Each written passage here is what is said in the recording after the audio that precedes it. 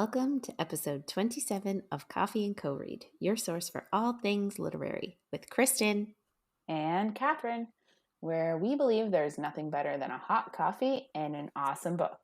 Join us for our virtual book club, where we take one book a month and dive into all the drama, adventure, and romance we can find. Hey, Kristen. Hi, Catherine. So today we're starting A Court of Thorns and Roses by Sarah J Maas. It's my absolute favorite day. This is my favorite day of the year. I'm so excited. This day right now is your favorite day of the year. It's my favorite day. I'm so stoked. Everyone else is like, back to school, blah, and you're like, fucking pumped. Oh yeah, yes. I am so pumped. So, since you're so pumped, let us know how you got into this book in the first place. Okay, so this is our third Sarah J Maas book. Mm-hmm. So, we've spoken at length about how we discovered her, how we got into her other books. So it's a similar story. So if you listen to any of the other SJM podcasts that we've done, you might remember that I found out about her. Like, I had no idea who she was, and I randomly found Throne of Glass on like a bargain table at like my local bookstore. Mm-hmm. So I read through the 3 or 4 books of that series that were out. I can't remember if it was 3 or 4. And was like, oh my God, this author is amazing. So I wanted to see what else she had. And ACOTAR at the time, A Court of Thorns and Roses, everyone calls it ACOTAR, was the only other book. It was the only other book that she had published on her own. She does have a couple of other compilations, like where she works with another author, but that was the only other one she had written by herself. So I immediately got it and read it in like a day because it was so good. And I remember that the second book of the series, A Court of Mist and Fury, aka Akamath, had just come out like either that week or that month. So it was like really fortuitous. And I was like, oh, ACOTAR is done. Now on to Akamath. And like, I remember initially being really surprised that it was a series and not a standalone, because I find, like, obviously, yes, there are a couple of loose ends that, like, on second glance, you're like, oh yeah, I can see how this is sort of not resolved. But for the most part, I find this book wraps up very nicely. Yeah, it's very well packaged. The big bad was dealt with, and now they can go live in peace. Yeah. So, so I was a little bit like, I wonder what like the next book is going to be about, because it was so complete. I actually thought maybe it was going to be like about a different character. And then when I read it, I was like, oh my God, it threw me for such a loop. So yeah, this series like is my absolute favorite ever. And anytime I ever get asked for book recommendations or suggestions, this is the first one I suggest to every single person that I know, even strangers. Like if I'm on social media and I hear like in any of the groups I'm in and someone's like, anyone have any book suggestions? I'm like, yes, this one. Immediately. Like, you need to read it now. I don't know what it is about it. Like, I love the twist that you get thrown for. Yeah. I also I love the character development. I love the main character. I just find her such like, she's flawed in such a beautiful way to me. And like, she goes through so much trauma and just trying her like living with it and dealing with it and realizing like, it's okay to not be okay. And it's she's such a real portrayal of mental health issues. Yes. And I found that really refreshing. Mm-hmm. And like, I just like that, it's, especially this book, it is all about her. Yeah. And like, she doesn't need some dude to come and save her. Like, she can Quite the save, opposite. yeah, she can take care of her goddamn self. And I love that. Like, I love this series so much. And actually, I will say that the second book, A Court of Mist and Fury, is actually my favorite of the three Mm-hmm. so far. Or well, we'll get Four and a into it. half. 4.5. But like, I have like half of my thigh covered in a leg tattoo, like dedicated to this book. Like, I cannot say enough good things about it. I'm obsessed. So yeah, I already know how you got into it because I forced it on you. So, but do you want to do you want to talk about it a little bit? Yeah, I guess. So I, at the time, had read the Throne of Glass book that you had thrown at me. And I feel like I had read a few of the other ones in that series, and I was sold on it. I absolutely loved it.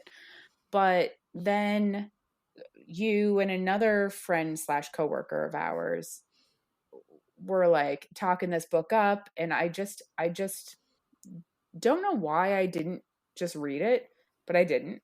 And then he kept talking about it. Eventually I was like, fine, I guess I'll read it. And I actually stopped reading halfway through the book. As a bit of a spoiler, but not really. I stopped literally right before Under the Mountain, like pages away. And I was Mm-hmm. like, I just don't care about any of these characters or like the love interests. And like, I don't know if it didn't help, but you and our coworker were like, who would you pick out of these love interests? And I was like, I don't care about anybody. I just was just like, I was like, maybe this is just not a book for me. So eventually I actually got the audiobooks, and I did listen to what I'm going to call the original trilogy um, while I was cleaning my house. And I actually really enjoyed it after the fact, and I have read it physically afterwards. But I really needed to kind of, I guess, push myself through that initial moment, because there's a choice that Feyre makes in that part right before they go under the mountain, that I just was like, what the fuck is she doing? And I couldn't like keep on with her as a character, and I didn't care about the other characters enough to learn what happened. So I like almost DNF'd this book, and I don't often do that. But anyway, I pushed through the audiobooks and I ended up loving it. So I felt like Feyre finally like got some more balls. Like obviously in the beginning she does as well, but and we also got rid of you know who. So Mm-hmm. that really helped in book 2. Yes. Yeah. And again, the portrayal of like mental health in the book, I feel like, obviously, especially in book 2, which I hope that we'll get to sooner rather than later, because it's a very important topic, and it is very relevant to a lot of people all the time, but also pandemic times. Mm-hmm. Like, it's just so real, and it just makes you feel like, oh, other people feel this way too. So, like, I can feel bad about trauma, or I can feel bad about anything, you know. Yeah. But yeah. So with that, we are going to get into it. Just a heads up, we are not a spoiler-free zone, and things could get a little bit saucy. Maybe not until a few chapters later, but Yeah, not this week. We're not getting any no. spice. No spice this week, but There's spice in this book though. it does get spicy. So if you're It's into spice, make sure you stick around. it's spicier than most YA books, I will say. This one and this whole series. So Yeah. so obviously we've already spoken about Sarah J Maas. in our journeys like into her other series a few times, but just another quick rundown. She is an American writer who has written some hugely popular series, including the Throne of Glass series and the Crescent City series, which we have one book of each done, if you want to go back and listen to those if you haven't yet.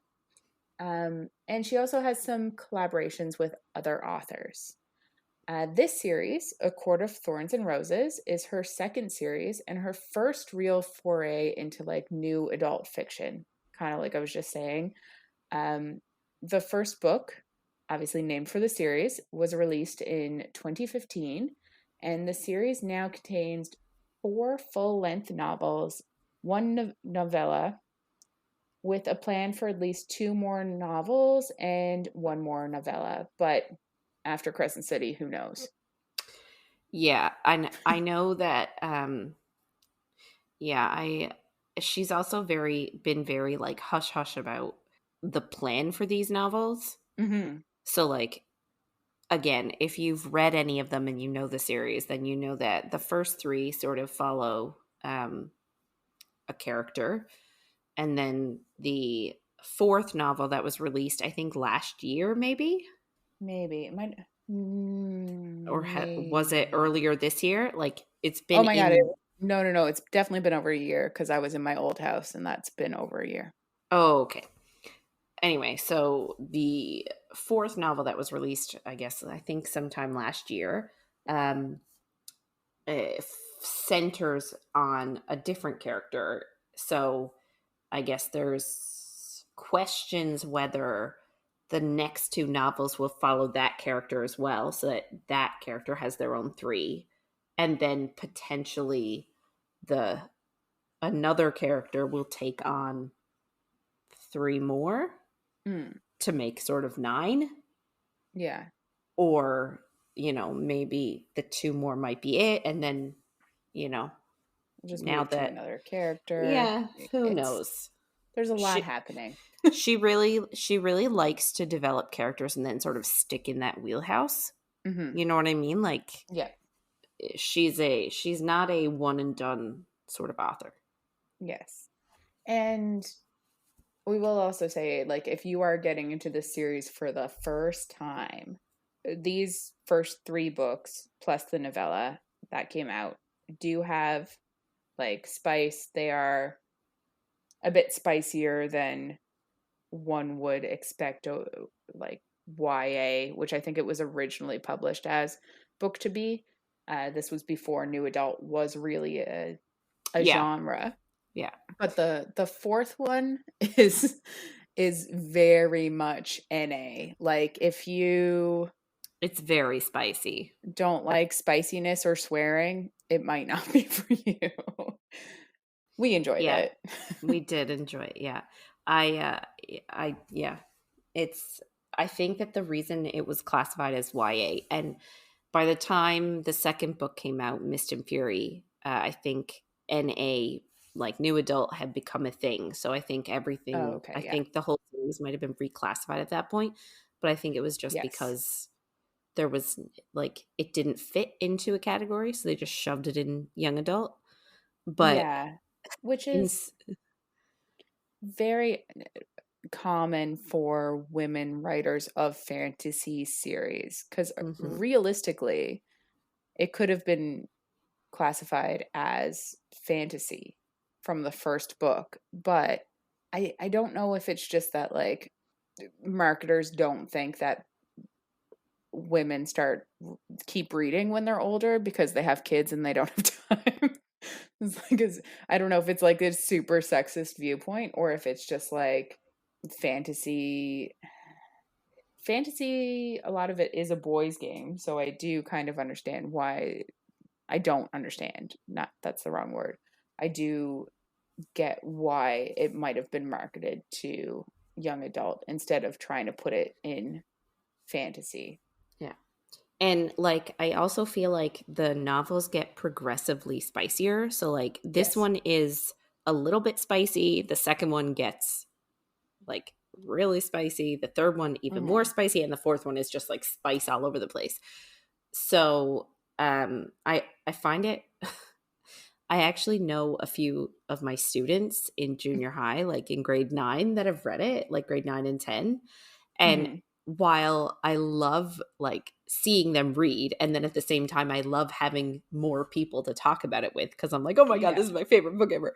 I'm also like slightly like, oh, this is weird talking to you about this because there's spicy scenes in it. Yeah. I hope they haven't read 4. Ooh. Well, actually, it's funny because the most recent student that I had this past year in grade 9, um, I think she had read this one and hadn't yet started Mist and Fury. Oh, okay. And I was sort of like, oh my God, that was my favorite. You need to start it. But then at the same time, I'm thinking she's going to be traumatized when she reads Chapter it. 55. Chapter 55. It's good. But not even just 55. Like I think it's 43 where there's a little Yeah. bit more. Good finger motion. Yes. Yeah. So like it's just thinking that this girl who's going into grade 10 is going to read that book and I suggested it to her is a little bit like, oh shit. Yeah. But as long as they're reading, I'm okay. I guess. Well, and also, to be fair, like when we were her age, we were also reading this. Oh yeah, no, I had read the majority of Nora Roberts' repertoire at that point, Mm-hmm. and like she's just sex everywhere. Yeah. So you And don't know like what else she's reading either. And like that's yeah. this series does have a lot of plot and a very good storyline. Especially the first trilogy, I think, has Yeah. such a good like storyline that it isn't just smut. And not that there's anything wrong with that, because honestly, sometimes that is exactly what I want. But for kids, Yeah. obviously, that's not necessarily what you want them to be Yeah. reading. Yeah. And like not that I'm going to say the sex is more realistic in these books because like how much realism do we have in sex scenes? Like not much. Like No. they're all And like she just magically came. yeah. And you're like, are you fucking kidding me? I need a bit more work than that. Yeah. Like it's like all authors are like, oh, he like put 2 fingers in and she came immediately. And like, Immediate penetration. Like, yeah. And no, it's you need like, a bit of time. well, and then like orgasms are it like a woman will have like 4 orgasms in the span of one sexual encounter. And I'm like, that's not common, No. right? But So every fucking time, she yeah. will. Yeah.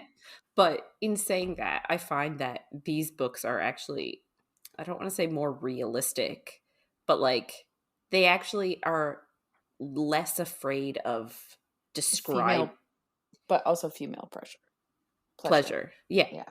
But like, you know what I mean? As opposed to like, I find my Nora experiences, everything was like an illusion. Like they Mm. alluded to everything. You know what I mean? It was like, he touched her center. And it's like, you have to read it like 3 times. And it's like, she's describing that he like went down on her and like licked her out. But Yeah. like, everything is such an illusion. Like they're using such flowery language. You almost have to go back and be like, what did he do? Although to be fair, SJM loves apex of her thighs. But I still get it. Like at the apex of her thighs, I know exactly what that is.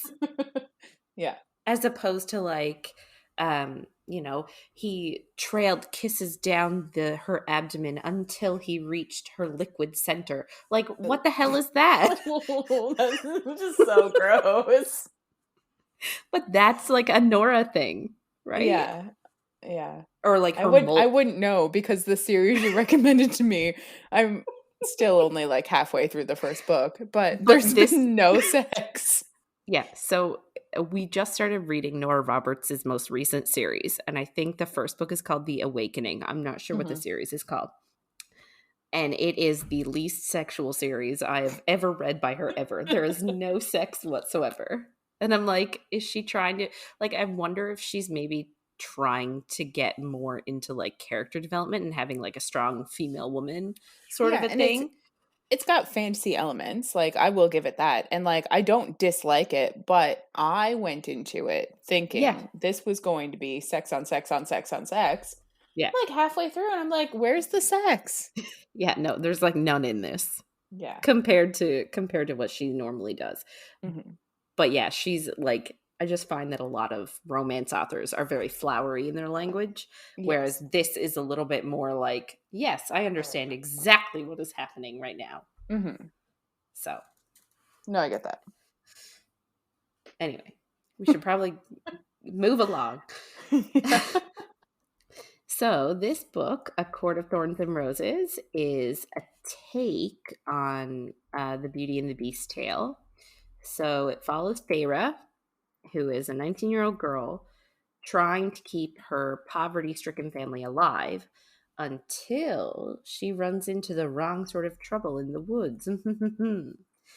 uh, she is taken to the Fey world. And I will say that the Fae are very similar to the Fae creatures that we've encountered in her other two books. Yes. Yeah. So this is a place that she believes to be full of like murderous evil beings that all want to eat her alive. And she has to keep her wits about her to keep herself alive.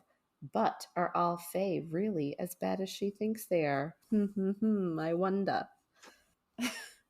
Maybe we'll find out. Maybe. So, obviously, this is our first week with this book, and we're doing chapters 1 to 8. And this book starts in first person, which, as usual, comes with its share of flaws because obviously you only have the thoughts of one person to go on. It's winter, almost spring, and there's a bunch of snow around, and the protagonist is out further into the woods than normal, and she is hunting for some food. She is kind of like in her head, obviously, thinking about some things, and we hear about the fairy lands of Prythian, where mortals don't dare go unless they have a death wish. It's apparently a 2-day walk to the border from her town. So Feyre, our protagonist, is worried if she like keeps going into the woods, she'll obviously have to at some point go home, and it's going to end up getting dark, and then it's going to be very dangerous because there's been a lot more rumors of attacks from the fairy lands. So I guess there's more recently than there normally is, so it's an uptick in fairy attacks. um She knows her family, which we hear is a father and 3 daughters, including herself, won't last another week without food. And so obviously she's like, I can't go further, but I also can't go home with nothing because it will all just die. And then that's obviously not the best start to a story, but some stories start like that. Yeah. Everybody dying at the beginning is not ideal. No. Um, Although there is a book that we're reading in the future that does happen, and I was shocked. But we'll get to that when we get to that. We do get a bit about Feyre's hopes and dreams here. She basically can't wait for her sisters to be married off and her and her father to have enough money to eat and so that she can buy some paint. And she kind of talks about how she sees the world in colors and wants to paint the contrasts. So it's another, if you've listened to our other Sarah J Maas episodes, it's another like passion of a protagonist character that is I guess I would say like a cornerstone of her personality, that she loves an art. Yes. So with Feyre, it's painting. Yeah. She's admiring the color of the light on, I guess, the snowscape in front of her. and realizes that she hasn't really admired something lovingly in like a long time. And then I will say too that I guess because this is first person and because Feyre is sees everything like you said, it is such a cornerstone of her personality that she looks and sees everything, and it is so descriptive and mhm, so like she categorizes everything as how she would paint it. yes, Therefore, this book is very descriptive. There's a lot yes, of imagery in this. Like this book is heavy on the imagery. which I think is maybe one of the reasons that I found it hard to connect to in the beginning, because I find it very hard in books to picture people or situations or things. Like, I could read about a character a million times. I don't really get an image in my head of what they look like. Like, I don't really, unless there's been a movie or show about them. So I know that I find it hard to connect to this kind of, not necessarily writing, because like it's the same writing as Throne of Glass. I just was so in love with the main character immediately that it was different. But I do think that's another reason why I had a bit of trouble connecting to this story. Yeah. Hopefully that'll change once we get a book, uh, show. Also, I've connected to them by now. But Feyre does also think that stolen moments in a barn with Isaac Hale don't count. And we don't really know who Isaac Hale is or who any of this is. Like, but this is one of the first names mentioned in the entire book, which I think is kind of interesting. She says that they're hungry and empty and sometimes cruel moments, which I don't really remember her saying cruel the first time I read it or the second time I listened to it, but it's No, an but interesting. yeah, we're getting that it's like she's meeting up with this dude in a barn to like have sex to just sort of like escape from their reality. Yeah, and to feel alive, Yeah. something different. Hmm. Um, a doe comes out into the clearing in front of her and she draws her bow on instinct. And she's like, this will feed my family for a week or more. So she's like, this is exactly what I need. Before she gets a chance to shoot, though, she notices yellow eyes on the other side of the clearing. And a wolf as big as a pony is eyeing the doe. And Feyre is terrified of the wolf, which is like understandable. That is humongous. I would be too. She thinks that he's like a bit too stealthy to be an ordinary animal, and it's much more likely that he came from Prythian. Um, and she only has 3 arrows and a hunting knife with her. And obviously, there's the doe and the wolf now. So she says she has 2 ordinary arrows and 1 mountain ash arrow, which has an iron head. And according to the old songs, fairies hate iron, and ashwood can make their immortal power fade. And apparently, the only proof that ashwood actually works is that the Fae have like had it all burnt down and it's super rare now. So like that kind of makes sense. Like if something was going to kill you, you'd obviously try to get rid of it.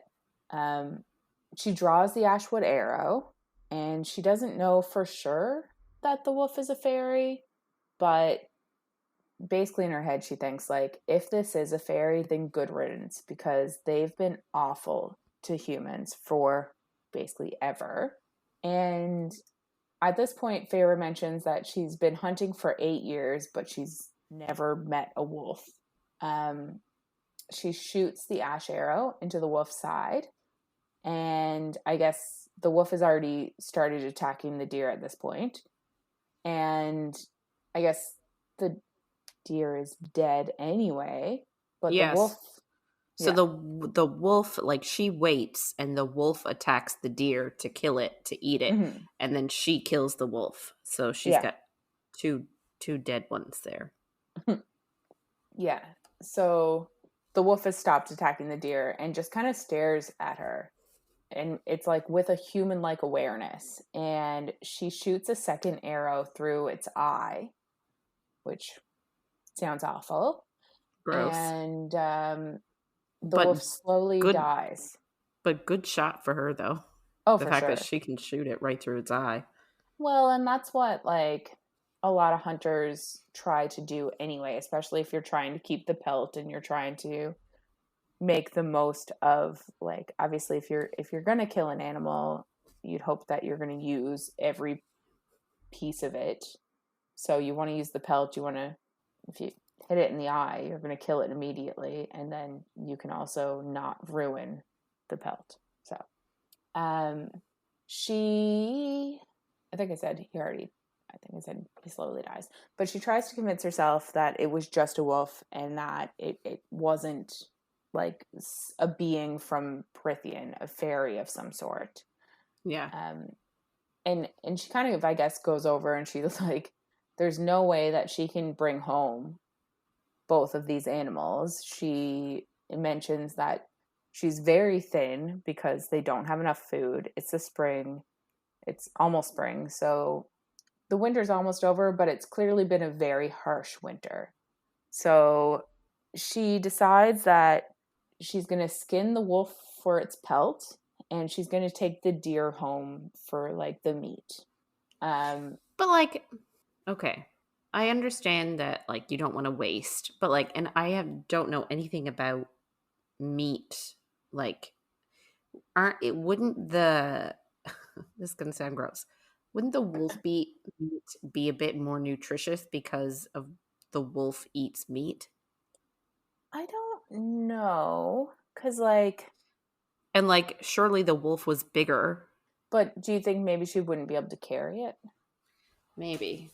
The other part of it too is like, I guess they maybe don't often eat wolf, and it's not something that people who read these books often eat, but like people eat deer and venison and Yeah, I guess. like the more common thing to eat.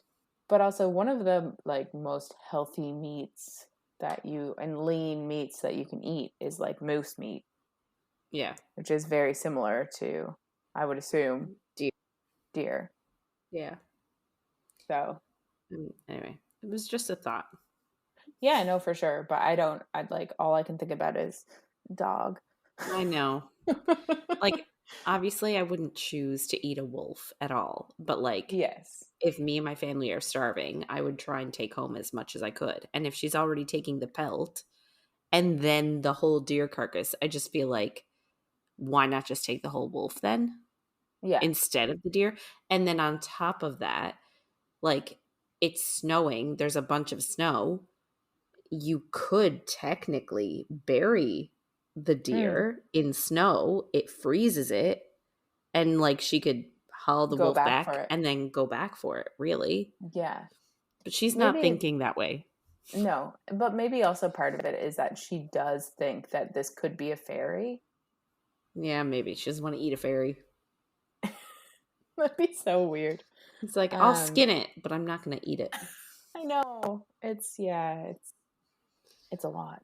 Yeah. Um, so yeah, she walks back to her house with the wolf pelt and the deer. And I guess we hear a bit about her family as she's like getting to the house. So Nesta is the oldest of the three daughters, and Elaine is the second, and Feyre is the youngest of the three. And as she brings the deer into the house, her sisters kind of like look greedily at the deer and asks, well, I think Elaine asks if it's going to take a long time for Feyre to clean it. And apparently nobody else is going to offer to do that. Ugh. And, This, right? like, I'm going to let you explain the rest of the family before I go on my rant. Yeah. So Feyre kind of in her head explains that Elaine just doesn't realize that she should ask to help. And Nesta was kind of like born cruelly. And Nesta is obviously, like, through some of the talk that we get in Feyre's head, is clearly resentful to everybody, but especially their father. And she blames him for, like, losing their money. And I guess they used to be a rich family. So a creditor came to their house after their father lost his investments and basically fucked him up. They smashed his knee and ransacked the house. Lane and Nesta barricaded themselves in their room, and Feyre was the only one that stayed with her father to basically beg them to stop beating him up. And this was when she was like 8 years old. Or was Yeah, it? Yeah, like 8, 9 years old. They were like very very young. wealthy. Yeah, but they were also like a very wealthy family before that. Mm-hmm. Yeah. And then her father made some bad deals and went downhill very quickly. Yeah. So obviously her family Are is, problematic. yes, are problematic. And it kind of, if you know how the rest of the work, like the books in the series go, it kind of makes you wonder if there had always been a plan to write the later books, or like what the plan had been all along, because in the moment obviously you immediately hate everybody in her family. Yes. Well, it's true because, and I think there's even, and I don't know if you discuss it a little bit later, but like there's even a fight over like she's literally been out hunting all day. All she wants to do is like warm up and get a bath or like whatever and like just warm herself. Mm. And she looks and like there's no friggin' firewood because her sisters didn't bother chopping any. And it's like they are completely content to let their youngest sister like do every single thing. And I don't know how she hasn't snapped and just said, fine, everybody can die at this point. Oh, 100%. Like, I would not have the energy for this. I think it's like in this scene basically, but I kind of like cut it out of my discussion because there's just so much stuff. But I think it's like literally Nesta's like, your hands are so much better suited to it. And she's like, seriously, I have to do fucking everything. Yeah. It's, and like And obviously we're in her head, so we get her actual feelings, whereas I feel like she doesn't show them to her family enough. yeah. But And like, I also feel like, um, so in the book, like we get very different types of people. So her oldest sister, Nesta, is like a straight up bitch. yeah. Like as you already said, that Nesta resents everybody, but especially their dad. And Elaine is like sweetness overload and is sweet and kind and like demure and like and everybody, and by everybody I mean like people that have read the books and even the people in the books, like Mm-hmm. characters in the books, everybody goes after Nesta just because she's the bitch. So it's easy to go after her and be like, what the fuck is wrong with you? You didn't take care Yeah. of your family. Like you left your little sister to go out and do all the hunting. But Elaine is just as culpable. And like, I'm just as pissed off. Like, that whole sweetness overload thing does nothing for me. Like, I'm just No. like, I could smack a bitch. Yeah. Like, to me, Elaine is just as culpable and just as to blame for their situation. And we will get into it. Actually, no, we won't get into it in this book. In the next book, we hear from them about why, and it is Mm-hmm. not nearly good enough. No. There's even a And part. There's even a part in like this section at some point. I don't know if I talk about it later, but Feyre's even like, and one summer I had enough money, so I got Elaine seeds for her flower garden. And I'm like, shouldn't the bitch be planting vegetables? Like, why yeah, are we letting her tend a flower garden? Like, if that, I don't know if it's like Feyre's just trying to protect them so that they don't have to realize how bad it is, but they should realize. yeah, It's just mind-boggling how nobody in this trio of sisters has beaten the shit out of each other yet. Because, like, I honestly would. Yeah. Having Well, a sister, I know. yeah. Well, but like this is the thing too. So like she's 19 at this point. So her sisters are older than her. We don't really know by how much. But like Nesta's 3 years older. okay, So Nesta's 22. Elaine's somewhere in between. in the middle. 20 or So 21, one would assume. it fucking bothers me that they are adults and they still can't get off their ass. Mm. Like, do your shit. Yes. Agreed. Anyway, I'm sure I'll have more to say on this later. But as of right now, I hate them. And I hate them for, let's just say the jury's still out. Yeah. Yeah. Anyway. So back to Feyre thinking about basically her father being attacked by the creditors. She says that their father couldn't walk at all for basically almost a year, and they had to use almost all of their money on a healer for him. And he couldn't make money other than selling wooden carvings, and he obviously didn't make much doing that because it doesn't seem like people in this town are much in the market for wooden decorative carvings. Objects, yeah. Yes. Their father still has issues with his knees, even with the healers, and he walks with a cane, and he can barely, I think at one point she says he can barely walk a mile still. Something like that.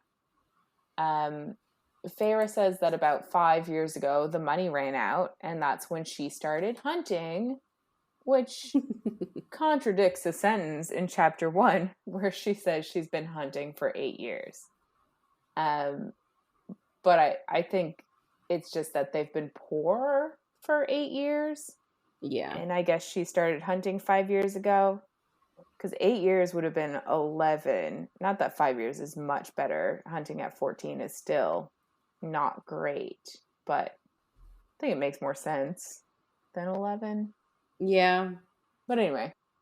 As soon as Feyre says she's going to sell the pelts the next day, Elaine says that she needs a new cloak, and Nesta says she needs new boots.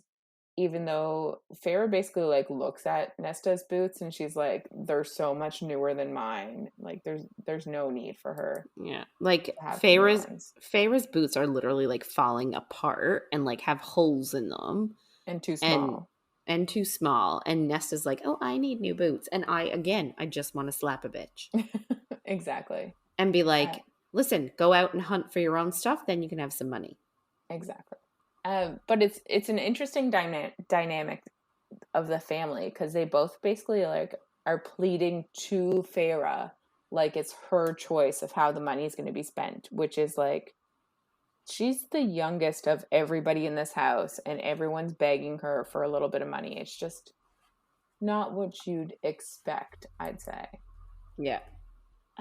Her father sees the wolf pelt that she brought in, and he is genuinely worried for her also after the fact. Mm-hmm. And it's another moment of like, clearly Feyre's the adult here, because she like almost snaps back at him and she's like, what choice did I have but to go out into the woods far enough that there were wolves around? Like, did you want to starve? Who else is going to feed them if not her? Feyre thinks a tiny bit about their mother at this point, and she was apparently very cold to all of her children, but she loved their father, and she basically just didn't have time for the kids.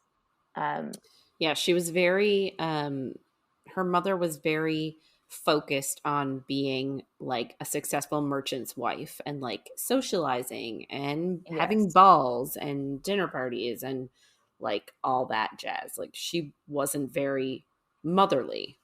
Exactly.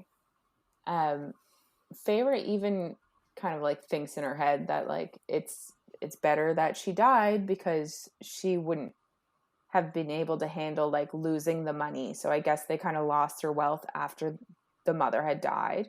And Feyre also thinks that like at least it's one less mouth to feed, which is very sad thinking about your mother dying. Like, well, at least I don't have to feed another person.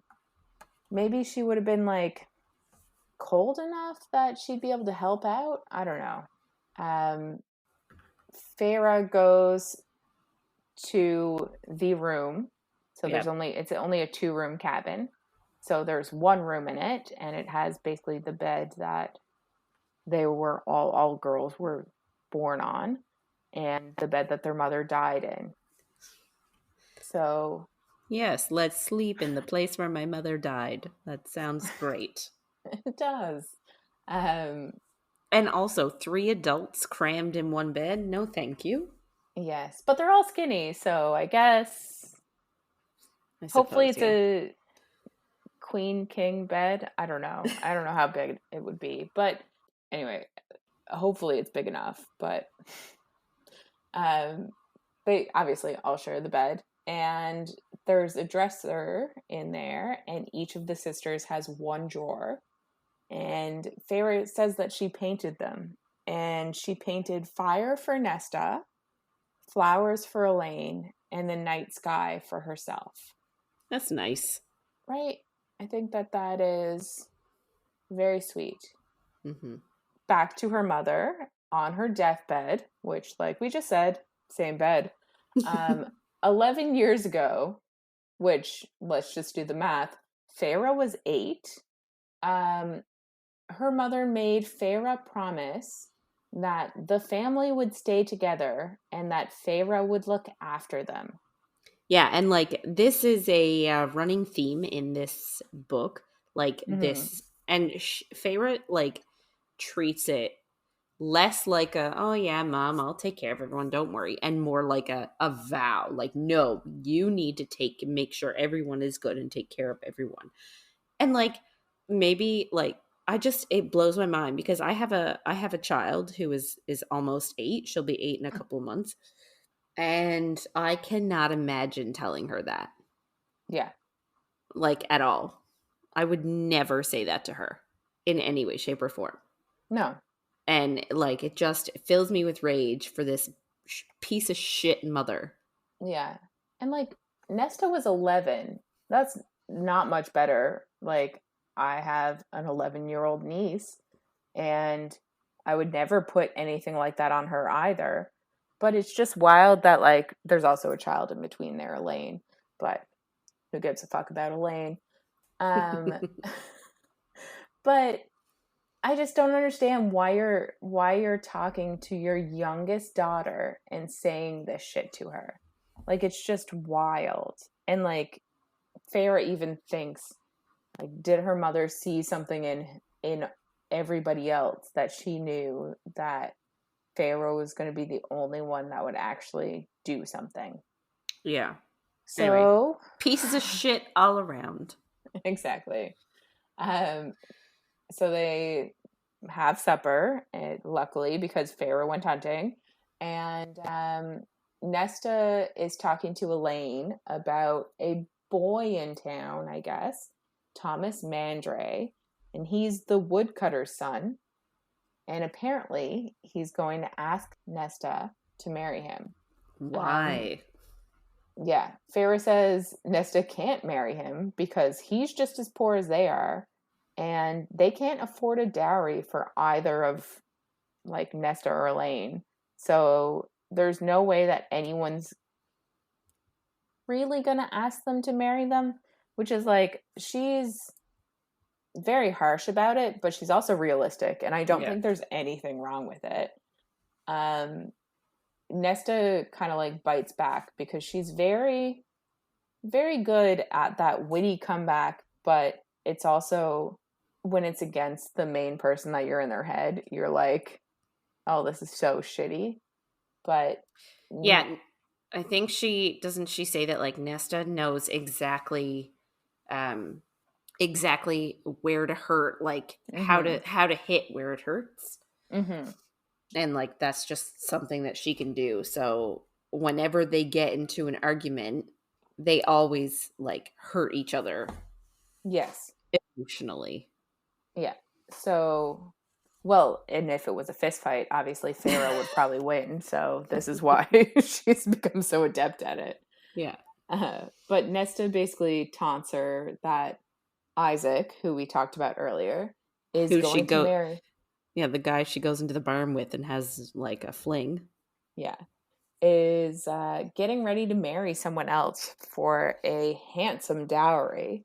And she also, Nesta also tells her that if she keeps being so awful, no one will want to be around her soon and she will never be remembered. And it's just like, I think Fair even says at this point that like Nesta saw her flinch once at it, and then that's like her go-to bitchy reply because she knows that it like digs deep in Feyre. Yeah. So Nesta and Lane go to their room, which is also Feyre's room, but they just go to the room, I guess. They're a lot closer with each other than either of them is with Feyre. Mm-hmm. Um, but Feyre kind of tries to get their father to talk to Nesta about like how Thomas isn't a great option. But he says like maybe they are in love and you know, people need hope. Blech. And right? Literally eye roll. Uh Feyre says there's no such thing as hope, which is like just a show into like how sad her life is. Um, the next day, Feyre, Nesta, and Elaine go to the market together. And Nesta did get up to cut wood that morning since they were running low. So it's basically like she's sucking up, hoping to get some money from Feyre after she sells the hides that she has. On their way to the market, they run into 6 children of the Blessed, and they are basically fanatics and they worship the High Fae. And Nesta does not have the time of day for them. They're basically like preachers, and it does seem super annoying when you're just trying to like find a meal the next day and they're like, listen to our sermon about our Lord and Savior's High Fae. And it's Yeah. like, this is not the best time. But like in my mind, they're also like it's very cultish, Yes. right? Like what they're all wearing similar things and like they're all going around being like and like when I think of them, I think of like these hippy dippy like cultish people and Mm. they're all like peace and love and like the high fae are our friends. And it's like no. Yeah. It's also just not the place. Like these people are just trying to Yeah. survive till tomorrow. Like it's just Well, and also like they live in obviously their cottage and their village in general is not a well-off village. Like mhm. it's one of the closest villages to the Fey wall, Mhm. to the Fey realm. So obviously it's not an ideal place to situate a village. So it's full of poor people. Yes. Like nobody is very well off in that village. So Yeah. it just it seems like maybe not the time and place for these children of the blessed to be going around being like, no, the high fae are our friends. Yeah. Nesta shows basically these children of the blessed her iron bracelet, and like we spoke about earlier, iron is one of the things that is in the songs and stories that Faye don't like. So she shows them the bracelet to let them know like she's serious about how much she hates the fairies. Um, and most of the villagers that walk by while they're talking to the children of the blessed seem to hate them. Like they're even called fairy whores at one point, which I thought was like a bit intense. But the Fae have obviously not been kind to humans in this world. Mm-hmm. Um, so they, Feyre, Nesta, and Elaine basically brush them off. Well, Feyre does. And they go to the market to try to sell the hides. Feyre kind of like looks at her options of who she can sell them to, and she goes up to a mercenary, asking if she'd like to buy a deer or wolf hide. And immediately the mercenary is like, "Did you steal them?" Because Feyre knows why, because she in her head she's like, "Because I'm so small, I don't look like I could hunt them," because she is super thin because of the winter and everything. So Feyre explains how she actually took them down, and then the mercenary's like, "Okay, well, let me see them." And she says that the wolf doesn't seem like a faerie, which I guess is maybe a good thing in Feyre's mind, because like maybe some reassurance. Yes, exactly. The mercenary offers to pay her more than she ever expected to get for them, because she assumed that she would get much less than they were actually worth, but the mercenary wants to pay her more than they are worth. And Feyre like almost refuses because she knows that it's pity. But the mercenary says that she's repaying a favor that she once got herself from somebody when she was in need. So she's okay with paying for it. I guess mercenaries make a lot of money because even though there was a treaty with the Fae 500 years ago, which is supposed to keep humans safe, at the time before the treaty, humans used to be slaves to the high Fae overlords, and there was a rebellion, and 6 mortal queens helped make the treaty. So the mortals got the south and the Fae got the north.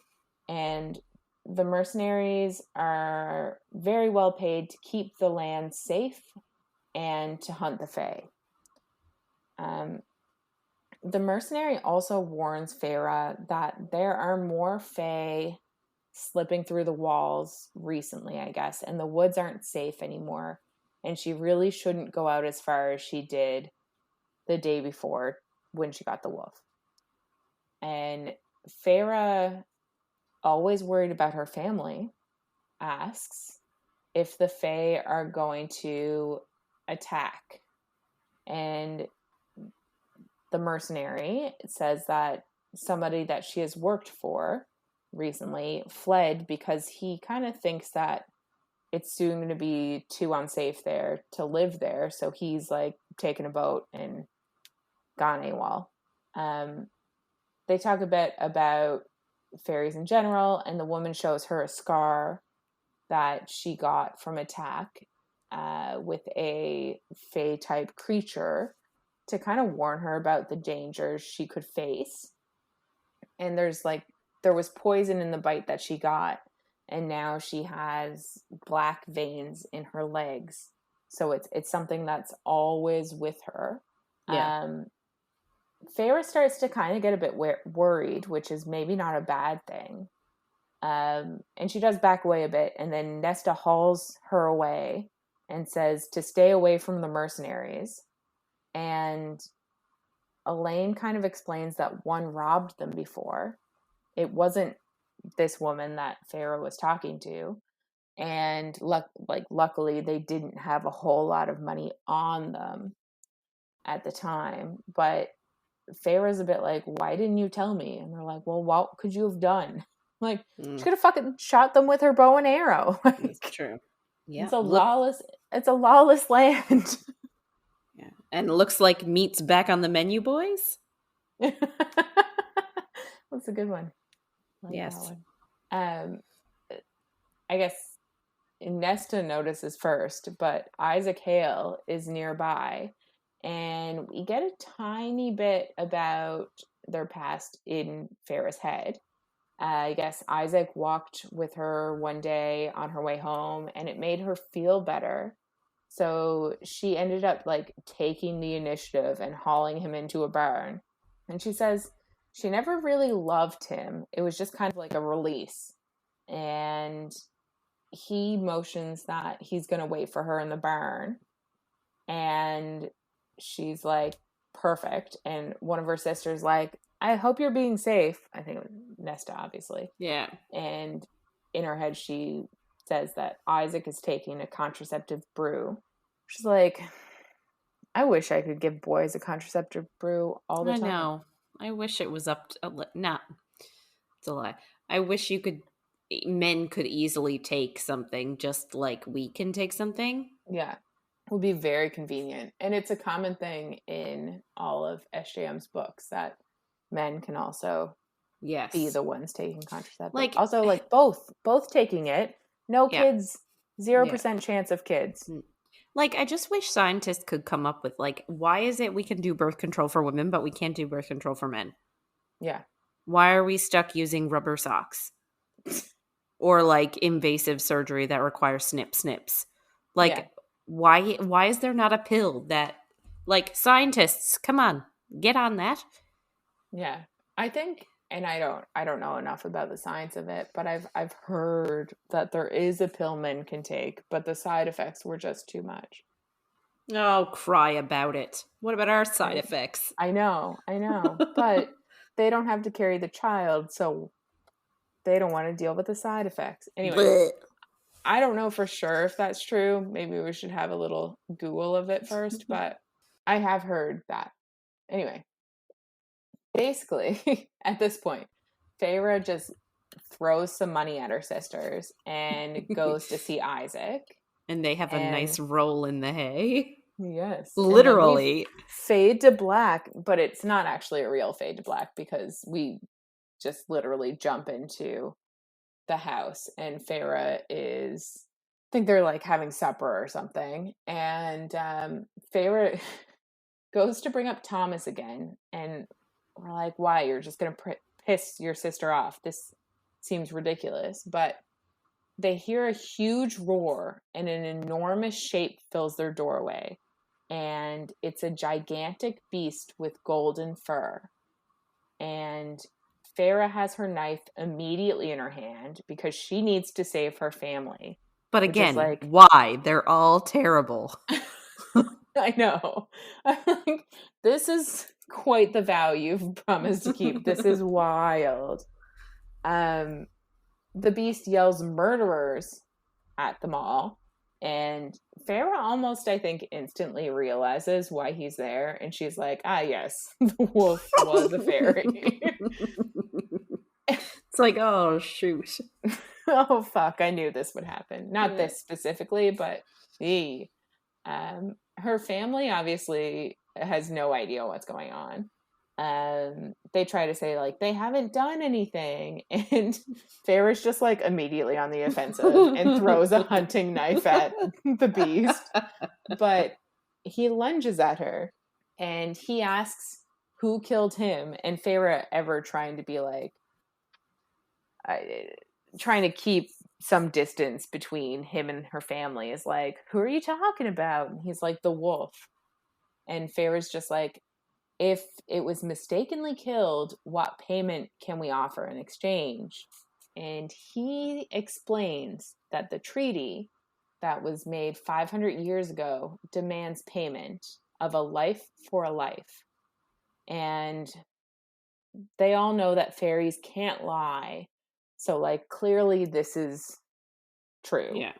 This is this is one of the things that I really like about this story is that she's peppering in like actual fairy lore. Like, this is a real thing. Like, and we come from where we grow up. Fairy lore is still very much a part of our culture. Yes. And like, it's still like, maybe not so much now, but like, I still know tricks to keep me out of fairy hands when I go into the woods. And like, you know, it's sort of things that are still like taught. Yes. So I really like that. There are a couple other ones too that she peppers in, but I really like that. I really like it. Yeah, I completely agree. It kind of reminds me of Discovery of Witches, the vampire lore in that, where we talked about it was very like it tied in to everything you think you know, but it like kind of had a twist. Yeah. Feyre admits that she is the one that killed the wolf, and she didn't know it was a fairy. But he says that she'd be even more likely to kill it if she knew that it was. And she kind of agrees with him in her head. And he does ask her if the wolf attacked her first, because I guess, you know, self-defense is a thing.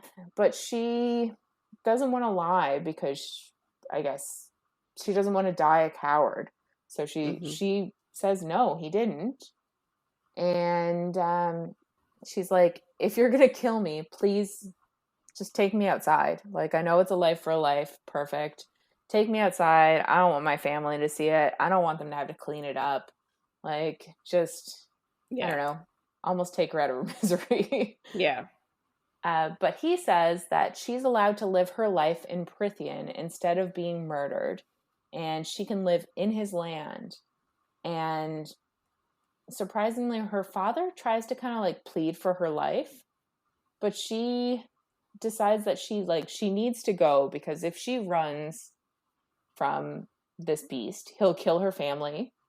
So it's better to just go now and try to go back to them later to try to help them out and keep them alive, because obviously the promise is still in the back of her head. Mm-hmm. But I think, doesn't she say something like she's gonna, the plan is to go with him and then get him far enough away from her family and then try and escape or something? yeah, yeah, exactly. I think. I think so too. Yeah. The beast's basically like, nope, we're leaving now. And Feyre, ever the one trying to save her family, gives them instructions on how to make the meat and how to make the money last. And she tells them to ask Isaac how to make snares for rabbits, because she taught him how to do it. And she also tells Nesta not to marry Thomas, because his father beats his wife and the sons don't do anything to stop it. And no one really says anything to her. Her sisters are like cowering in the back. And her father actually tells her that she's too good for them, and says that if she ever escapes or if she ever pays her debts, to never come back to them, and that she should go on and make her name somewhere else. Ugh. Which is like so grandiose, but like Ugh. at least it's something like better than, I don't know, than her sisters did. I don't know, man, because it just really bothered me that, like, literally he is saying, you can come with me now and never come back or die, and literally everybody is just sort of like cowering in the corner, and like Oh, nobody 100%. says a damn thing. It's like, speak up at least a little bit and be like, oh yeah, hi, can you not take my sister, please? Well, you'd think, even because like she's the one feeding them, you'd think they'd like have some bit of self-preservation of like, take our father. Like, you think Nesta would be like, take our father. Yeah. Like, we don't care. Not, we don't care. Well, she doesn't care about him, No. but you know what I mean? Yeah. Like, it just seems wild that they're like, they don't care that their only meal is leaving. Yeah. Anyway. So I guess Feyre walks with this like huge, gigantic beast. A little on the nose for like the whole Beauty and the Beast sort of thing. Yes. But so they walk through the trees and they find this like gorgeous white horse waiting for Feyre to ride. And like she notices that like the horse isn't nervous around the beast at all. So like she's she's not she's wondering like what the hell is up with this horse, like for it to not be nervous around this huge beast. Mm-hmm. Anyway, she's like thinking to herself, like she's really nervous about what type of life she's going to have on fairy territory, because like again we've said that the years and years ago, before the war between fae and humans, that created this treaty, like humans were slaves and they were tortured and they were brutalized by the fae. So I guess she's a little bit nervous about like, what type of life is she going to live? Is it just, hey, this is my land, try and survive as long as possible? Or like, she just doesn't know what she's getting into. Mm-hmm. Um, it also said that the treaty forbade faeries from taking humans as slaves, but she thought maybe it was different for humans that killed faeries. Like maybe they're allowed to take her as a slave now, so maybe that's what she's going to do. Um, but she knew that if she was going to stand a chance against the faeries, she would need more ash wood. She'd need Mm-hmm. some form of ash wood. That was, she said that was really the only things that gave humans an edge during the war.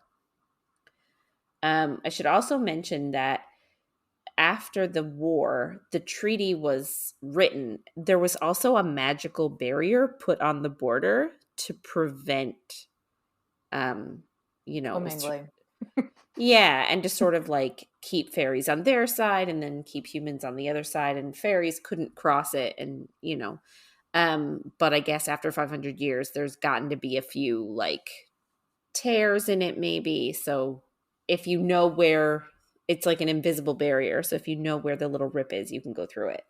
Mm-hmm. Um, so it's called the wall, is what they call it. Um, so she also sort of wondered, like, what type of land does this beast have? Like, what type of house does he live in? Does he live in a house? Does he live in a cave? Like, 'cause right now he's just a big old animal. So, you Exactly. know, and Scary future. yeah, and she's saying, like, as far as she knew, like, if any human crossed the wall, they never came back. And like, she thinks too, like, we talked a little bit about the children of the blessed and how they were like worshiping fairies, and like sometimes they would cross the wall and like find a hole in it and cross into it. They also never returned. So, Mm-hmm. you know, she's going into this in an extremely unknown setting with a very um, one-sided mindset on what she thinks of the fairies, right? Like in her mind, they're brutal, bloodthirsty, torturous, murderous beings that don't give a hoot about Mm-hmm. her, about any human, and they would all rather kill her as soon as look at her. So like this is literally what she's going into. So she's like nervous. Yes. um so yeah, so essentially like on this piece of land that is this country, I'm going to call it, that is Prythian, um the humans have this southernmost little tip, but then everything else above belongs to the fairies, and there are like territories across the sea. There are other islands, like it's a whole world obviously, and essentially most everything is run and owned by Fae, and humans have this little like strip at the bottom, like this little corner. Um, but Prythian itself is ruled by 7 high lords. So it's broken up into 7 territories, and they're ruled by the 7 high lords. They're like beings of extreme power. Um, and she said that she thinks that the humans that agreed to stay on the tiny strip of land that they were given after the war were all morons for staying so close to the fairies. Like they should have like gone far away. Yeah, that's But fair. it is fair. Like why you would stay so close to your oppressors, I don't know. Mm-hmm. Um So yeah, so then she says that there were like little rifts in the walls so that fairies could cross and torment and torture humans, and humans could also cross and end up in the land of the Fae. But again, it was hard to, like, you had to know where the rift was. You had to look for it. Mm-hmm. Um so in her mind, she's like, it's going to take at least 2 days to get to the border, and then however far into Prythian we have to go to get to his lands. So her plan was to stay awake all night and hope that the beast goes to sleep at some point, And then she would use her dagger on him and like run away. And she says that she's like torn on how she feels about leaving her family. So, like, on one hand, she's feeling smug because they're going to realize how important she is to their survival. Fair. But then on the other hand, she feels dread at imagining her father begging on the street for scraps, or imagining what Nesta would do to keep Elaine alive, and like say insinuating that Nesta would do whatever it took to keep Elaine alive. And which still isn't, it's like, it's an interesting thing to think about, because like, is that a redeeming factor, that you care about one sister enough to do anything, but the other one you just cowered in a corner while she was taken away by a giant beast? yeah, I like it bothers me how much Nesta cares for Elaine as opposed to Feyre. Like, it's something that really bothers me. And also I am so frigging grudgy and petty sometimes. I feel like if it were me, I would not feel torn. I would be mostly smug at this point. Oh yeah. Yeah, it's all about that vow. Mm-hmm. So she tries talking to the beast and like asks him like, what kind of fairy are you, or something like that. But he is not receptive to conversation at all. Like, he is very annoyed and mad, and he seems to really hate her just as much as she hates fairies. This is me waving my red flag. Waving my red flag. Just. Yeah. So he gets so annoyed at her because she keeps trying to talk to him. I think she tries to talk to him twice. So he gets so annoyed that he uses his magic to put her to sleep for the whole trip. So like, he lets her sleep for like 4 days. Yeah. Which is like, can you imagine how much worse it would have been if this was Selena In what way? from Throne of Glass? She would have like fucking, well, I don't know. She probably wouldn't have gone along at all, but No, I don't she know. would have. See, this is the thing. Selena She, had the tools where she could have yeah. gotten out of that situation, right? Like, she would have already formulated a plan about how she was going to like jump on the beast's back and gut it, like before they even got to the horse. Although she has a very similar situation in the third book of the series. Yes. It's very similar, and Yeah. it's just as unreceptive. Yes. However, I just like, that's just how I think Selena, like, I just think she has more tools in her tool belt. Feyre doesn't have those tools. Yes. No, for sure. Um so yeah, so obviously when she wakes up, she's really mad about it. And all I can think of is like, where is she peeing? There's no way she can hold her pee for 4 days. I So guess it's like, another magic. It's another magic. but that's honestly what I thought of. And I Yeah, also thought but of how friggin' hungry she must be after 4 days of not eating. also she's used to not eating, but I still, like, guess it's humans can only go so many days without eating, but water. even less days without exactly water. So I guess he just put it all on hold. Yeah, Everything is on hold, and now when you get there, you're feeling exactly like you were. I guess that's magic might work like that. I guess. I don't know how Anyway. magic works. But yeah, so I guess she wakes up, she's really mad that he kept her asleep for that whole trip, because now she doesn't know which way they came. Like, she doesn't really know her way back to the wall, and she doesn't really know where the rift is, and she doesn't really know how to get back to her family.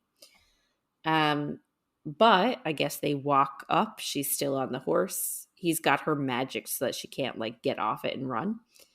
They arrive at this beautiful estate, and there's like flowers and woods and sunlight and color. And again, it gets very descriptive because she's seeing this through her artist's lens.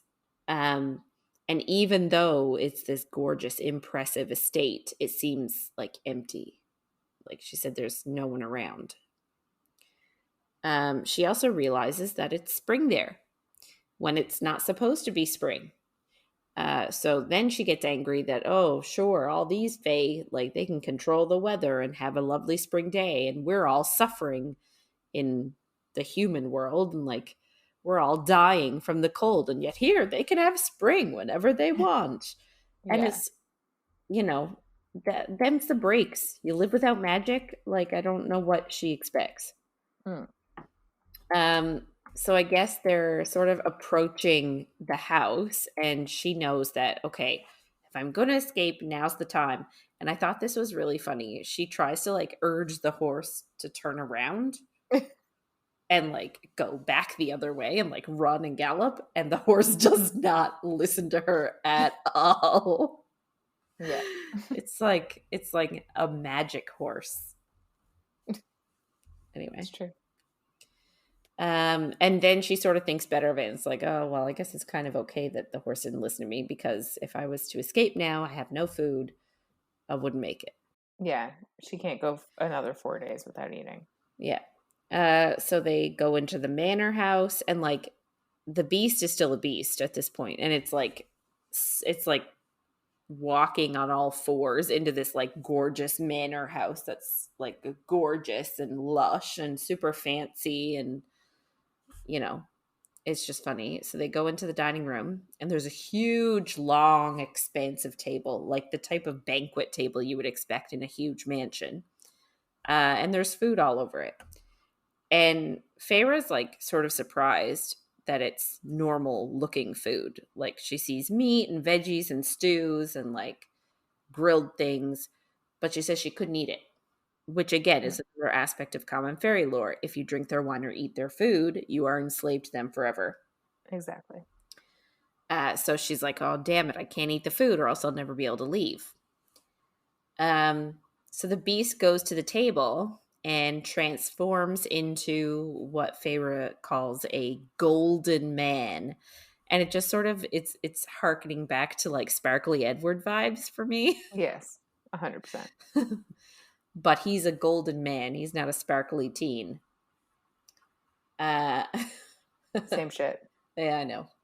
And Feyre realizes that he is a high fae. So a high fae, I guess, is the term that they use for a fae, like a fairy that looks human and has human features except for the pointy ears. So like Legolas is a high fae, right? Hmm. Because he looks like a human but with the pointy ears. There are lesser fae that have different characteristics. So like, any fairies with wings or fairies with like different skins or anything like that would be considered lesser fae. Um, and he's wearing, so this, like, the beast, I'm still going to call him that. We don't know his name. He's wearing like this golden mask over his eyes, and he wants her to like sit and eat. And she's like still standing awkwardly, like at the door to the dining room. And she noticed that like he's young looking, he's simply dressed, like he's not wearing super fancy clothes, and he's got this baldric on. So she assumes that means he's a warrior. So she's like already making deductions on who he is and what type of person he is. And she's starving, and like seeing the food makes her salivate. But again, she doesn't want to eat anything because she doesn't want to become enslaved to them. Um, Another high fae guy like walks in, and he's got red hair and a fox mask, and he asks about Andrus. We don't really know who Andrus is yet. But then his line of questioning leads us to Andrus was the name of the Fey wolf that Feyre killed. So this red-haired Fey with the fox mask, he also has like a scar running down his face, and he's got underneath his fox mask, one of his eyes is missing. So there's like this golden orb in its place, and it like moves around like it's a real eye, which is weird. I find that such, like, you would think that with like fairy magic he could just glamour himself into looking like he has an eye. Well, you'd think that they could just glamour themselves into not having masks. That's true too. Anyway, so he's sort of like, he's a rude dude. He doesn't believe that. Rude dude. He is a rude dude. He doesn't believe that a girl like Feyre, like, she's not impressive. Like we've said before, she's really skinny, she's small, she's young. He's like, there's no way she could kill Andrus, like, at all, because Andrus was this big wolf, impressive person. Feyre, again, thinks he's a bastard. His name, we learn, is Lucian. And he's pissed off that Feyre is even there in the first place. I guess he doesn't think that Feyre deserves to be there. Like, he doesn't like her because, one, she's human. Two, she killed his friend, Andrus. Yeah. They don't really, like, urge her anymore to eat or anything. Like, this woman comes and brings Feyre to her room. Her name is Alice, and she's wearing like a bird mask. And as she's being led away, she overhears Lucian saying that it sucked that the cauldron sent her to them, and that Andrus and the others should never have been sent on the mission. But we don't know what the mission is. And he then suggests that they should just kill Feyre and dump her somewhere and make a stand. But again, we don't know what type of stand we're making. And the beast guy says no. And that her life in that hovel had been bad enough. And that makes Feyre, like, really embarrassed. Like, she's a proud person. She doesn't want people knowing about her, like, weaknesses. Yeah. Right? So, like, the fact that he saw where she was living and calls it a hovel in comparison to this grand estate, like, she's really embarrassed about it. Yeah. And I don't even know if it's just weaknesses. It's like, how are they able to even judge her when she's been living by the skin of her teeth, basically? Yeah. For so long. Like, it just is, it's a lot for her to take in that she's now in this grand place. Yeah. Anyway, so Alice and a couple other servants, like, they, like, give her a bath, they wash her, cut her hair, they get her dressed. She says she doesn't hate it. Like, yeah. Because I guess what she had to do when she wanted to get washed is cut the firewood, heat up the water, bucket at a time, put it in this huge bathing basin in order to get clean. And it was obviously labor intensive, so they didn't do it that often. So she said, like, I didn't hate it. But they picked out this, like, soft, billowy dress for her to wear, and she's like, nope, I want my clothes back. And it was because, like, she knew that she couldn't run away in a dress. Like, if she was going to escape, she couldn't wear a dress. So, like, she's just super paranoid and untrustworthy, and, like, valid at this point. Like, I get it, but still, she's not letting up. Alice went and got her, like, a shirt, like a tunic, and a pair of pants instead. And says that, like, literally your clothes disintegrated, so you can't have them back. Have these. She, like, sort of looks around her new room and is, like, looking at all the stuff in there, and she says that she remembers when she was a child, she used to go with her father when he worked as a merchant, and she learned the cost of a few things. And she knew that, like, the luxuries in the estate, like, for example, the curtains hanging in her room, would literally feed her family for a lifetime. So she's really overwhelmed by the wealth of the place.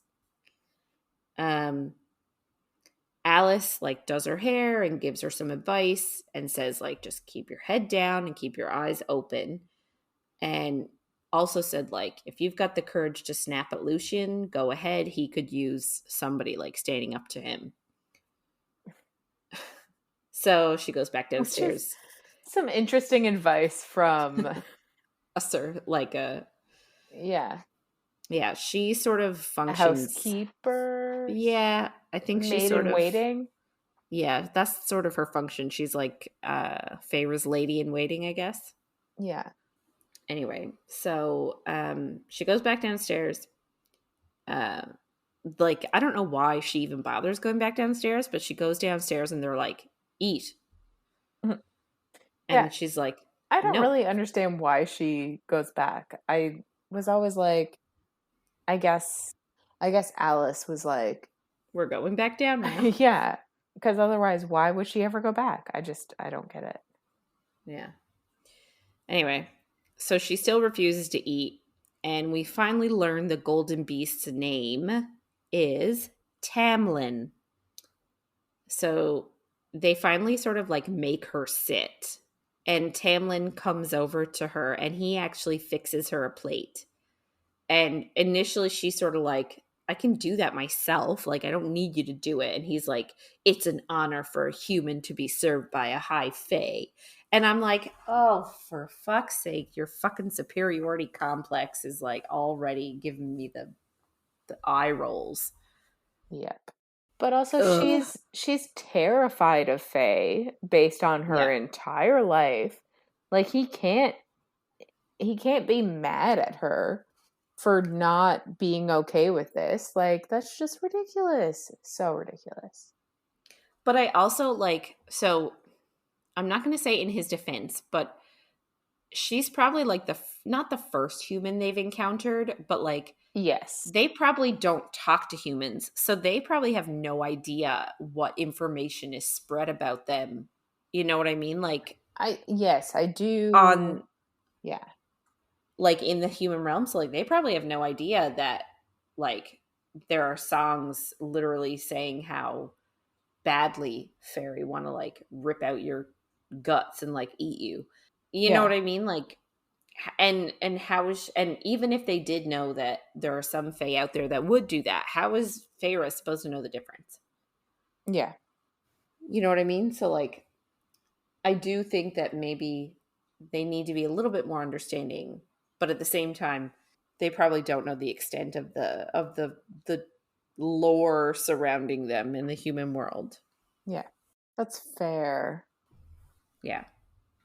Anyway, he goes back to his seat and he tells her that she looks better and that her hair is dot dot dot clean. Thank And you. like, thank you so much that I have clean hair.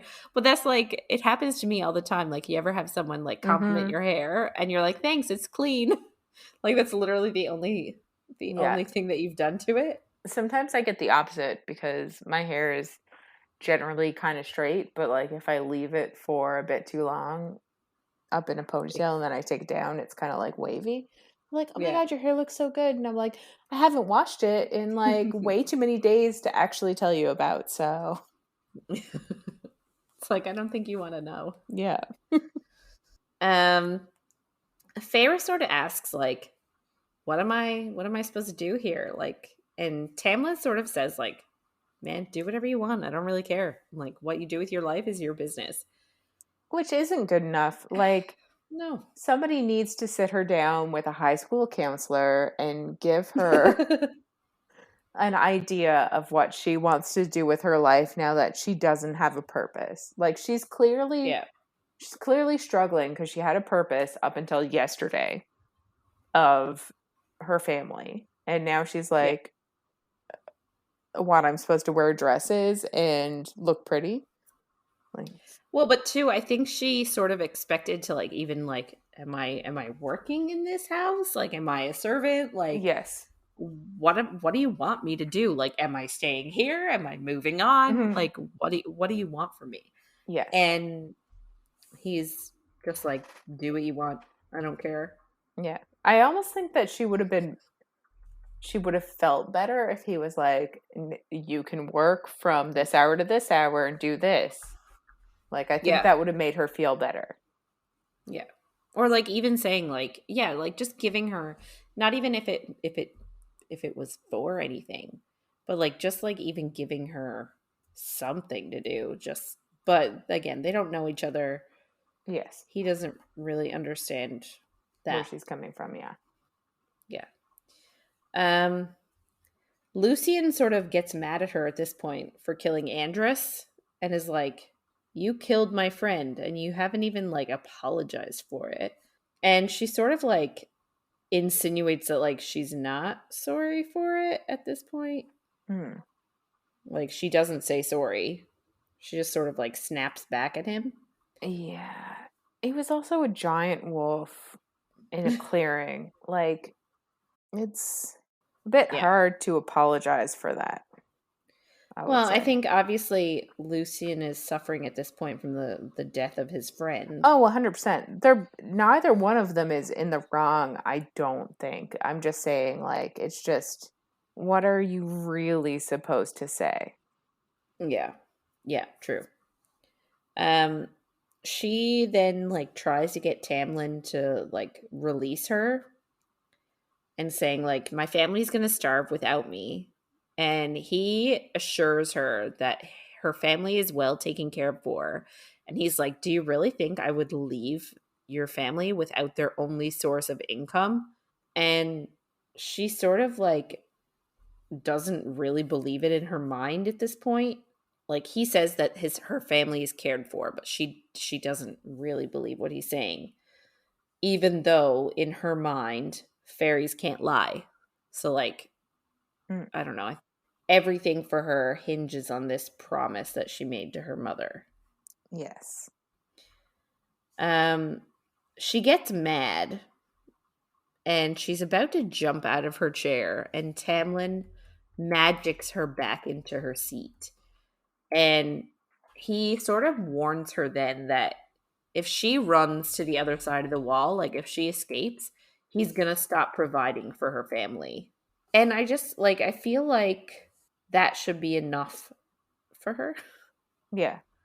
Like the threat of her escaping should be enough for her to be like, okay, I guess I'm going to go along with this now. I'm going to figure out what my purpose is now and actually focus on myself for once. Yeah. But, you know, doesn't. She's sort of just like, oh, fine, maybe I'll stick around for a few days. Yeah. He assures her again that the food wasn't enchanted. He's like, the food is safe for you to eat, I promise. Like, it's not enchanted in any way. And again, she knows that as a fairy, he can't lie, so she eats. And apparently she eats like so much that Tamlin makes the food all disappear because she's going to make herself sick eating, which I thought was hilarious. But at the same time, like, dude, let her eat as much as she wants. Stop trying to control her. Well, may I just wave this little flag again? Just wave my little red flag. Just every now and then, I'm just going to wave my little red flag. Ugh. But when you haven't eaten enough for a very long time, you will actually get sick if you eat too much. So yes, and especially rich food, I've heard. It's not like I've ever been anywhere that I haven't had enough food. Yeah. But I've heard especially rich food will make you sick because you're not used to it. So yeah. Anyway, so she tries to leave like as soon as she's finished eating, as soon as he like magics the food away. But Lucian like starts asking her like why she wanted to go so quickly, and says like surely like him and Tamlin were handsome compared to the human men. And like they sort of started prying into her personal life. They were like, is there a man back home that you like have a thing with? Like, are you in love with anyone? Are you close to anyone? And she's sort of like, you guys have nothing better to do than ask me about my love life? Like, what is wrong with you? But like she does say, like, I was close to somebody back in my village, but no, I wasn't in love with him, and I'm not in love with anyone. But then she like storms out to be like, you guys are being busybodies, like leave. And it's like, can you imagine these super powerful high fae and the first thing they wanted to do is like gossip and be like, so Do you have a boyfriend? Yeah. And she's like, I do, but I don't love him. But I then was using him for sex. but you also have to think that, like, I think she even says it in this point. She's like, I don't want them to know that I care about somebody because Hmm. it's just somebody else to use against me. So it's like, do they believe her? I wonder. Anyway, so she goes back to her room. She goes to bed, but she doesn't really sleep well that night. She keeps thinking of her family. Um, that night, she managed to have set a trap using some of the materials she found in her room. It was like some sort of like spring loaded trap. Um, and in the morning, it accidentally snapped in Alice's face. Sin. It was a sin. And Alice was like, what the hell was that for? And she was like, oh, I'm really sorry. I was hoping to, like, I didn't realize you would just come in. I was sort of expecting to be up before this and I would have disengaged it. Like, Yeah. it was just to give me a warning that someone was coming. Anyway, so she dressed and ate in her room. Like, she ate breakfast in her room and then she went for a walk around the manor. And she said she noticed the paintings on the wall and they were all like really amazing to her. And she said she could literally stay and inspect the paintings all day. But I think she didn't want people to see that this was something she was interested in. Yeah, of course.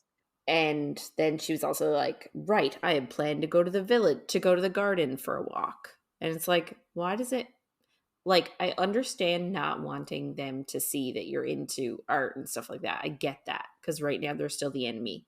But like, why does it matter if you plan to go to the garden? Like, you literally don't need plans. You have nothing to do. Yeah. So like, I don't know if she realizes that yet, but I think she's still very much in her head about what she should and shouldn't be doing and what people would see her doing. so she runs into Tamlin in the hallway and they have this like super awkward encounter because he keeps trying to spend time with her and she keeps turning him down. So like, Awkward. yeah, it's like super Ako. He like offers her a tour of the manor and she's like, no thanks. I'm just going for a walk in the garden. And he's like, oh, can I come with you? And she's like, no, thanks. And like she keeps asking him like, why was Andrus even on the other side of the wall? Like, if what was he doing over there if it wasn't like a malicious thing where he was gonna like hunt down humans and kill them? Like, why was he there? And Tamlin actually explains that their land is suffering from a sickness and he calls it like a blight and it's making magic like weak and unpredictable. And Mm. he says, like, for example, the masks that they all have on, because she notices that like every person she encounters is wearing some form of animal mask. And he's Mm-hmm. like, that's a consequence of the blight from a masquerade ball 49 years ago. We all went and the magic affected us. And now we can't take the masks off. And he admits that Andrus was across the wall looking for a cure. And he assures her that like the blight is solely focused on magic. Like it's not a plague. It's focused on Prythian and the lives that are in Prythian. And of Also, course, imagine wearing a mask for 49 years. no, Just thank think you. about that for a hot second. But like, I guess the most annoying thing about masks is that you're constantly having to readjust them. Mm. If it's stuck on your face and you can't move it, well, then you don't ever have to worry about it falling off and you never have to adjust it. I wonder if it's like, when you have glasses and you lie in bed and they get shoved Yeah. into your face. Yeah. Do you think that like the mask just like molds to your face so you don't have to worry about that? Or are you just always uncomfortable sleeping?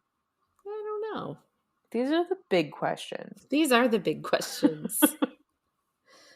um Obviously Feyre hears all this and is super concerned about about the blight crossing into the human territory. So she actually asks Tamlin about it. And I'm actually surprised. Like, this is her first day in the manor, and he's already sort of like confiding in her and like telling her things. Yeah. Which I think is a big step for him. I'm waving my green flag now. Yes. So she sort of vocalizes her concerns, and Tamlin assures her that yes, eventually the blight will hurt humans. Right now it's stabilized and humans are safe right now. Mm-hmm. And she, again, like, we're surprised he's like giving her that info. She is also surprised. She's like, I'm surprised he was that open and like actually told me the truth. Mm-hmm. And she decides that the best thing for her to do is to try and talk to Lucian and get him to sort of talk for her and talk Tamlin into letting her go. She's like, Lucian doesn't even want me here, so maybe he'll like speak for me and try and get Tamlin to release me. Yeah. Seems like a good bet. Yeah, I mean, like, trying to convince someone that doesn't want you there to try and get someone to not have you there, like, it seems right. Yeah. Um so she goes out into the garden and she hears these like giggles and footsteps behind her, and she says she could sort of see something in the corner of her vision, but when she turned around there was nothing there. So like there's something going on in these gardens and we don't know what it is. Sure. She had dinner with them again that night, and she stole a dinner knife by like shoving it down her sleeve. And I'm like, what's a dinner knife going to do for you here? But better than no knives at all. I feel like it's there solely to make her feel better. Yes. I agree 100%. Um, they sort of tried to speak to her about hunting, sort of assuming that it was something she enjoyed, but she doesn't. Like, she did it out of necessity, but she doesn't actually like it. They ask her like they're sort of, they can't believe how proficient she is for her age, and they're like, how old are you again? She's like, oh, I'm 19. um and she sort of keeps noticing how much wealth is in the manor. She's like disgusted by how rich this dude Mm-hmm. is. She's like, she could buy a team of horses and a field, a whole field, with one of the golden plates they were eating off of. And I'm like, isn't gold like actually quite soft? And doesn't it have to be mixed with other metals in order to make it like hard? So how are they eating off golden plates? Sorry, all I could think was that's what she said. Um, but yes. Yeah, gold is soft. Yes, you are correct. It's malleable. Malleable. I remember that from science in like junior high or high school. So they're not entirely gold, Feyre. Mm. Anyway, she also admits like to the boys that her mother died of typhus when she was 8 years old. But like she says like, I don't want their pity and I don't want their condolences. Like, she doesn't want anything from them. And she's still sort of like holding herself to the bargain with her mother. So like this is sort of our last thought for this week. She's like still thinking, oh, I need to escape. I need to get back to my family so I can take care of them and fulfill the vow that my mother made me promise. But like, I don't get it, because yesterday Tamlin said, your family is cared for. And yesterday when she was like, oh, my family's cared for. Well, okay. And now today she's like taking that back almost. Yeah. And I don't get it. Like, he already said, if you try and escape, the support will stop. So I don't understand what her like motivation is. I do think that Tamlin could have been more clear in.